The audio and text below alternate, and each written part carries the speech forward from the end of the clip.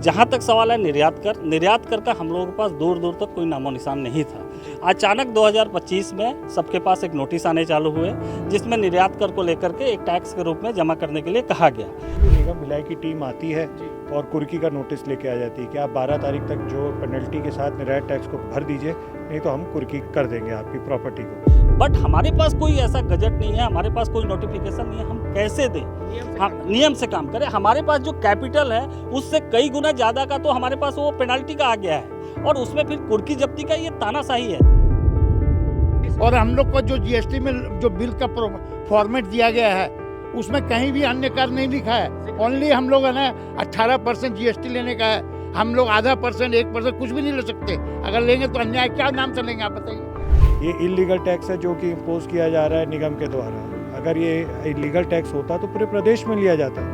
MLA महोदय श्री रिकेश सेन से जी मिले, उन्होंने भी निगम में ये बोला कि ये टैक्स नहीं लेना है, ये इलीगल टैक्स है। फिर भी आज ये यहाँ पे मधुर इंडस्ट्रीज़ करके हमारे उद्योगपति भाई हैं, वहाँ पहुँच गए कुर्की का नोटिस लेके। हमने इनको रिप्रेजेंटेशन भी किया है, इनसे जवाब भी मांगा है कि ये आप किस बेस पे ये हमारा टैक्स लगा रहे हैं, किस बेस पे आपने 50 लाख की हमारे ऊपर में कुर्की निकाली है। लेकिन नगर निगम से हमें कोई भी सेटिस्फैक्ट्री जवाब नहीं मिल पा रहा है। मेरा एक यूनिट है जिसमें 0% सेल है, 0% परचेज है, उसमें भी इन्होंने नोटिस दे दिया 50,000 रुपये निर्यात कर पटाया जाए। मैंने नोटिस में लिख दिया कि सर इसमें तो सेल परचेज तो 0 है। ये कोई सिस्टम है बताइए आप। भिलाई में इन दिनों निर्यात कर यानी कि एक्सपोर्ट ड्यूटी को लेकर बवाल मचा हुआ है, जहां एक तरफ जितने भी यहां पर लाइट इंडस्ट्रियल एरिया में इंडस्ट्री हैं वो जीएसटी पटा रहे हैं और वहीं 2017 से अब तक उनको निर्यात कर मांगा जा रहा है, वो भी पेनल्टी के साथ। भिलाई निगम के कमिश्नर है राजीव पांडे और आज यहाँ पे कुर्की की टीम आई हुई थी। इस दौरान आप देख सकते हैं हमारे साथ सारे इंडस्ट्री के लोग हैं और उद्योग चैम्बर से भी मौजूद हैं। पूरा मामला समझ लेते हैं कि क्या पैसों की डिमांड हो रही है और तकलीफ क्यों हो रही है, क्या ये रूल में है। जी सर, अपना परिचय देते हुए बताइएगा कि क्या पूरा मामला है। मैं जितेंद्र गुप्ता, अध्यक्ष उद्योग chamber, Chhattisgarh chamber of commerce and industries Bhilai. सबसे पहले तो ये मुद्दा टैक्स निर्यात कर जो लिया जा रहा है, ये लेने का कोई औचित्य ही नहीं है, क्योंकि जब जीएसटी का गजट पास हुआ उस गजट में क्लियरली लिखा हुआ है कि एक देश एक टैक्स। राज्य शासन को 9% का अधिकार मिला और सेंट्रल गवर्नमेंट को 9% का अधिकार मिला। इसमें सारे कर को समायोजित करके जीएसटी का निर्माण किया गया। जहाँ तक सवाल है निर्यात कर का हम लोगों के पास दूर दूर तक कोई नामो निशान नहीं था। अचानक 2025 में सबके पास एक नोटिस आने चालू हुए जिसमें निर्यात कर को लेकर के एक टैक्स के रूप में जमा करने के लिए कहा गया। पहला जो लेटर आया वो प्लेन निरंक आया, उसमें कोई अमाउंट जिक्र नहीं था। उसमें केवल ये लिखा हुआ था कि साल 2017 से आपको निर्यात कर की ये दिया जा रहा है, आप अपने हिसाब से निर्यात कर जमा करो। अपने हिसाब से आप खुद कैलकुलेशन करो, कैलकुलेशन करने के बाद आप लोग जमा करो। तो निर्यात कर है क्या, ये तो पहली बात तो हर इंडस्ट्रियलिस्ट शॉक में हो गया। पहला नोटिस आया, उसके बाद तुरंत हम लोगों ने एक्शन लिया। एक्शन लेकर के सबसे पहले कमिश्नर के पास पहुंचे और उस बीच में हम लोगों ने पूरा सोकोज नोटिस जीएसटी से रिलेटेड जितने भी डॉक्यूमेंट्री थे, सारे डॉक्यूमेंट्री हमारे प्रदेश अध्यक्ष सतीश थोरानी जी ने हम लोगों को बाईपास किया और उसको लेकर के हम कमिश्नर के पास गए। जाने के बाद उनसे हम लोगों ने सारा चीज़ दिखाया। दिखाने के बाद उन्होंने बोला देखिए हमारे पास ये 1998 का एक उन्होंने बुक खोल करके दिखाया कि इसमें लेना है। तो 1998 और 2017 उसमें टैक्स में ज़मीन आसमान का अंतर था। उस समय बहुत सारे टैक्स हुआ करते थे, service tax, GST, sale tax, VAT और सर्विस टैक्स, ऐसे नाना प्रकार के टैक्सेस हुआ करते थे। सबको समायोजित करके जीएसटी बनाया गया। तो हम तो 2017 के बाद जो नोटिफिकेशन आया है सेंट्रल गवर्नमेंट का, उसी को हम फॉलो करेंगे और फॉलो करते हुए हम 2025 तक का दौर आ चुके थे। बट इसके ऊपर आया 0.1% का, तो 0.1% बहुत होता है। आप सोचो एक इंडस्ट्रीज अगर भिलाई में है तो केवल भिलाई को लेकर के वो व्यापार अपना नहीं करता, पैन इंडिया इवन ग्लोबल तक के व्यापार करते हैं। कोई भी इंडस्ट्रीज बोले कि मैं भिलाई में होकर के भिलाई नगर एक दुकानदार कर सकता है। उनके डिक्शनरी में निर्यात टैक्स का मतलब क्या था, और मान लीजिए अगर आप 100 करोड़ का टर्नओवर है बिजनेस कर रहे हैं तो उसमें कितना फर्क पड़ेगा, एक एग्जांपल दे दीजिए। देखिए उनके डिक्शनरी में क्या क्लासिफिकेशन है निर्यात कर का, मैं नहीं बता सकता। बट हम लोग जो जहाँ तक समझ रहे हैं कि भिलाई नगर निगम का दायरा जो है वो भिलाई नगर निगम के दायरे में अगर हम व्यापार कर रहे हैं तो वो भिलाई नगर निगम में कोई टैक्स नहीं है। ये वही चीज़ हम अगर भिलाई 3 नगर निगम में कर रहे हैं, दुर्ग में कर रहे हैं, रायपुर में कर रहे हैं, अन्यत्र कहीं भी जा रहे हैं तो वो नगर 1.1% देना है। ये अगर उनको लेना है तो हम राज्य शासन से ये आग्रह करेंगे कि आप अपने बजट में इसको शामिल कीजिए, एक प्रस्ताव में लाइए और ला करके 0.1 के आप 2%, 5%, 10% लगाइए, आप बजट में शामिल कीजिए। हम अपने टैक्स के रूप में जमा करेंगे, अपने कस्टमर से लेंगे, आपको देंगे। जैसा हम जीएसटी दे रहा है वैसा हम टाइम टू टाइम देंगे। बट हमारे पास कोई ऐसा गजट नहीं है, हमारे पास कोई नोटिफिकेशन नहीं है, हम कैसे दें?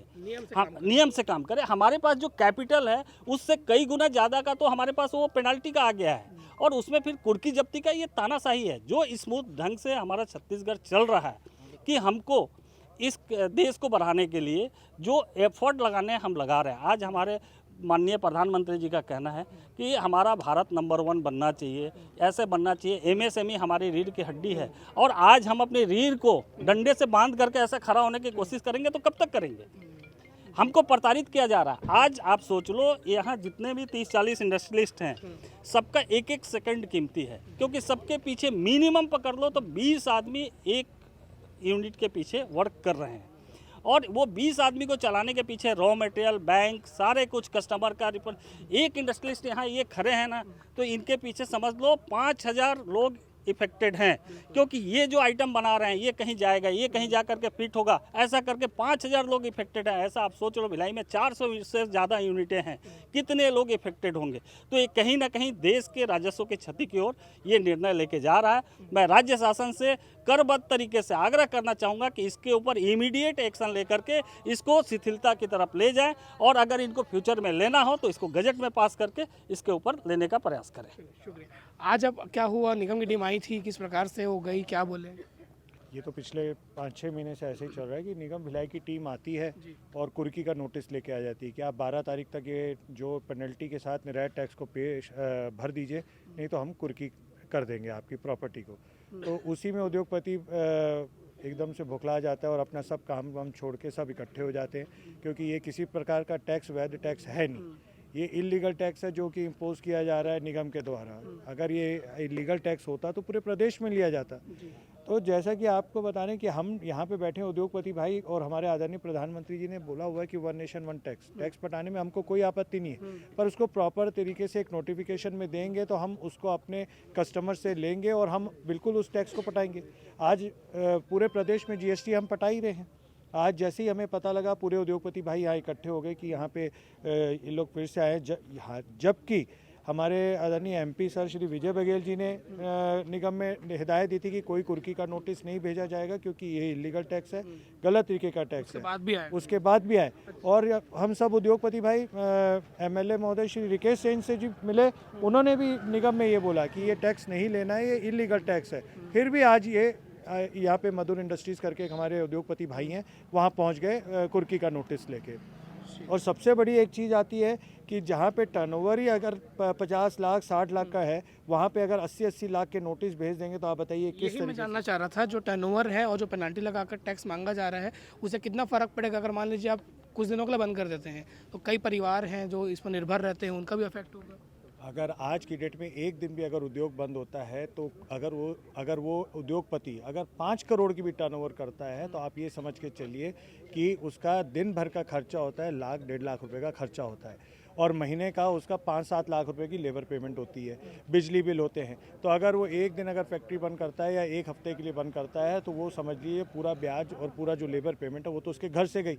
और आज की डेट में यहाँ पूरे औद्योगिक क्षेत्र में 300 से ऊपर इंडस्ट्रीज है, जिसमें 40-1,000 वर्कर लगभग काम करते हैं। तो अगर उद्योगपति ऐसी अपनी फैक्ट्री आज वो 6 महीने से आज ऐसी उद्योगपति भटक रहे हैं, तो आप समझ लीजिए कितना नुकसान उद्योगपति भाई कर रहे हैं आप अपना, कि सब इकट्ठे होकर पहुंच जाते हैं और 4-4 घंटे इसी में लगे रह जाते हैं। कभी रायपुर जाते हैं, कभी यहाँ पे मिलते हैं, ताकि ये हमारा कुछ इसका सोल्यूशन निकल जाए। पहचान बता दीजिए। मेरा नाम अरविंदर सिंह खुराना है, मैं वरिष्ठ उपाध्यक्ष MSME जिला उद्योग संघ। जी सर बताइए। मैं रमेश अग्रवाल बोल रहा हूँ। ये जो निर्यात कर है ये ओनली इंडस्ट्रियल एरिया से मांगा जा रहा है, बाकी न नेहरू नगर है, पावरोस है और बड़े बड़े उद्योग मतलब व्यापारी उनसे नहीं मांग रहे। मतलब इनकी दुश्मनी खाली उद्योगपतियों से है, इनको खाली उद्योग बंद कराना है।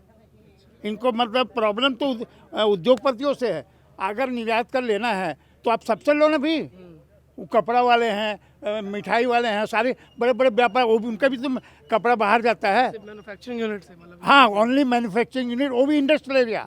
अगर आपका मैन्युफैक्चरिंग यूनिट नेहरू नगर है, सुपेला है कहीं, तो उस पर कोई निर्यात करनी है। मैडम कहीं भी निर्यात करनी है, ओनली इंडस्ट्रियल एरिया, मतलब व्यापारियों से दुश्मनी है इनको इंडस्ट्री। बाकी अगर आपकी इंडस्ट्री सुपेला में है, अगर आपकी इंडस्ट्री कहीं भी है, नहीं उनसे कोई निर्यात कर नहीं मांगा जा रहा। तो हम लोग से पहले ही बैंक से लोन से डूबे हुए हैं, इतने इतने वर्करों को दे रहे हैं, 15 डिपार्टमेंट को हम लोग पैसा देते हैं, हेल्थ एंड सेफ्टी है, पोल्यूशन है, लेबर है, 20 डिपार्टमेंट को हम लोग पैसा देते हैं, पूरे राजनीतिक में देते हैं, सब जगह देते हैं। जहाँ कोई भी आएगा, कोई भी फंक्शन है, धार्मिक, सब में व्यापारी मरता है, कौन वर्कर देता है बताइए, कौन पब्लिक देता है? कहना पक्षपात क्यों हो रहा है? हाँ, पक्षपात हो रहा है, प्लस अन्यायपूर्ण। फिर 2017 में जीएसटी आया, तो 2017 में ये कहाँ से निर्यात कर पैदा हो गया भाई? ये जीएसटी का बाप है क्या? नहीं, आप बताइए, जब निगम नहीं बना तब का ये पूछा जाएगा कमिश्नर से पूछा। नहीं, आप बताइए, जब जीएसटी आपका 2017 में आया तो 2017 में निर्यात कर कहाँ से पैदा हो गया? तो मोदी जी से पूछ के करना था भाई, कि मोदी जी से परमिशन लेना था भाई, निर्यात कर अलग है, जीएसटी अलग है। और हम लोग को जो जीएसटी में जो बिल का फॉर्मेट दिया गया है, उसमें कहीं भी अन्य कर नहीं लिखा है, ओनली हम लोग है ना 18% जीएसटी लेने का है। हम लोग आधा %, 1% कुछ भी नहीं ले सकते। अगर लेंगे तो अन्याय क्या नाम से लेंगे आप बताइए? जब हमारे पास कोई नोटिस नहीं है, कोई सर्कुलर नहीं है, तो हम कैसे ले लेंगे आपसे? और लेंगे तो हमको पटाना पड़ेगा। अगर मान लो मैंने आपसे लिया टैक्स, तो मेरा पटाना कि नहीं?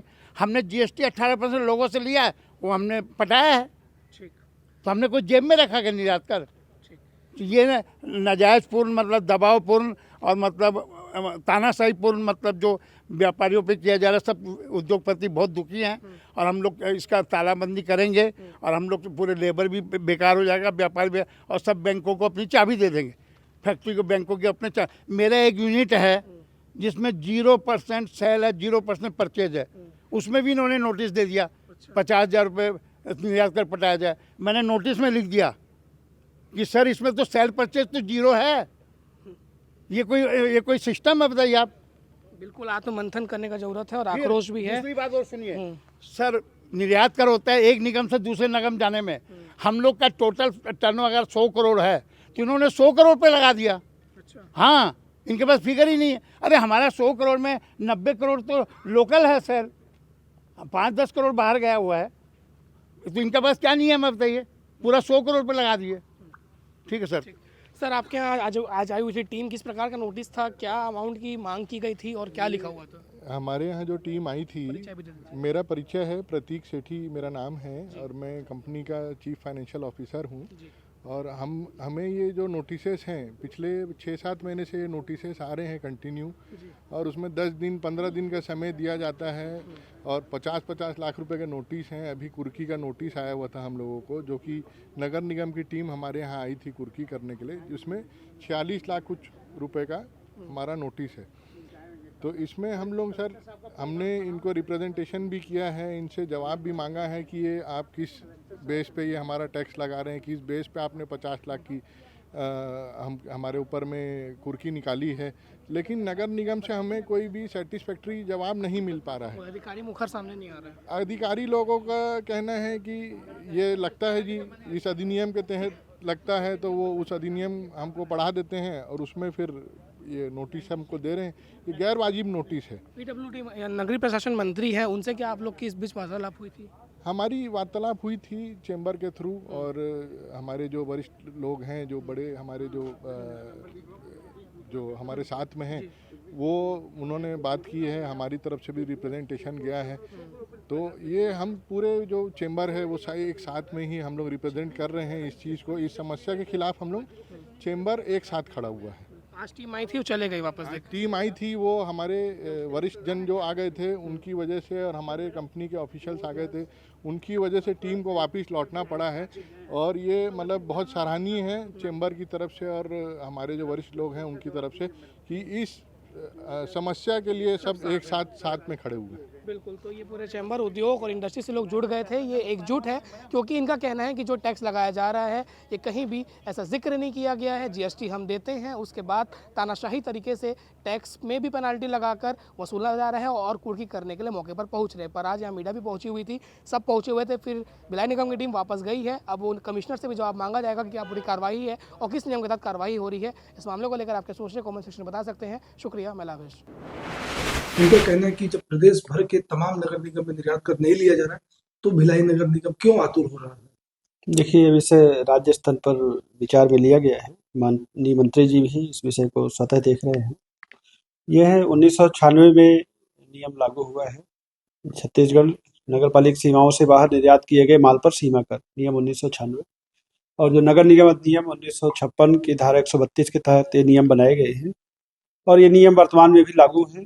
किसी भी माननीय न्यायालय द्वारा या राज्य शासन द्वारा इसको कभी भी निरस्त नहीं किया गया है और भिलाई नगर निगम को लगातार करीब 12 से 15 है जो संस्थाएं हैं उनके द्वारा नियमित रूप से दिया जा रहा है और 3 से 4 करोड़ रुपए की राशि नियमित रूप से भिलाई नगर निगम को इसमें प्राप्त हो रही है, जिसमें भिलाई इस्पात संयंत्र भी शामिल है। हम लोग अपने टैक्सेस को बढ़ाने के लिए लगातार कोशिश कर रहे हैं और जो नियम लागू है पूरे प्रदेश में लागू है, क्योंकि हमारा जो क्षेत्राधिकार जहाँ है हम लोग वहीं पे कार्रवाई करते हैं और सभी को इसमें नोटिस देकर अनुरोध किया गया है कि आप टैक्सेस की राशि जमा कराएं और बहुत से लोगों ने सहमति भी दिया है। वो किन्हीं व्यक्तियों के प्रभाव में नहीं जमा कर रहे हैं, उनसे निगम बार बार अपील किया गया है निगम द्वारा कि राशि को जमा कराएं और यदि निगम द्वारा किए गए किसी भी पत्राचार में नोटिस में अगर कोई विधिक समस्या है किसी को तो कोई भी माननीय न्यायालय सक्षम न्यायालय की शरण ले सकते हैं। क्या लग रहा है? बताया कि कल विधायक जी से बातचीत हुई थी इस विषय को लेकर जनप्रतिनिधियों से कोई बात? देखिए, माननीय जनप्रतिनिधियों की तरफ से भी जो कोई भी आम जनता के में विषय आते हैं निश्चित रूप से आते हैं और जो भी नियमानुसार है सभी संबंधित पक्षों को अपन सुनते हुए उचित निर्णय करेंगे। और सर ऐसे कितने उद्योग होंगे जिनको नोटिस दिया गया और आने वाले समय में दिया जाएगा? 380 से 400 के बीच में है। कितना रेवेन्यू या राजस्व नगर निगम को प्राप्त होगा साल? देखिए, लगभग मोटे तौर पर 50 करोड़ रुपए हमको निगम को इससे प्राप्त होना है। अब तक वो नहीं पे कर रहे थे, आप लोग नहीं ले रहे थे, पूर्व में नहीं ले रहे थे, तो कितना बड़ा घाटा हो गया होगा? देखिए, ये एक इनडायरेक्ट टैक्स है और इससे संबंधित व्यवसायियों पर कोई प्रत्यक्ष उनको भार नहीं पड़ना है। संबंधित जिसको भी कोई वो माल सप्लाई कर रहे हैं उससे 0.1% उनको संबंधित कस्टमर से लेना है और उनको देने में कोई समस्या नहीं होनी चाहिए। हम लोग पूर्व में भी चर्चा करके उनको हमने समझाया है। आगे भी हम लोग एक कार्यशाला बुला करके सभी को नियम निर्देशों को जरूर समझाएंगे और मैं नहीं समझता कि किसी को जो प्रचलित नियम है उसको पालन करने में किसी को कोई समस्या होनी चाहिए। क्या लग रहा है सर, मतलब कम्युनिकेशन गैप हो गया क्या नगर निगम और जो उद्योगपतियों के बीच में?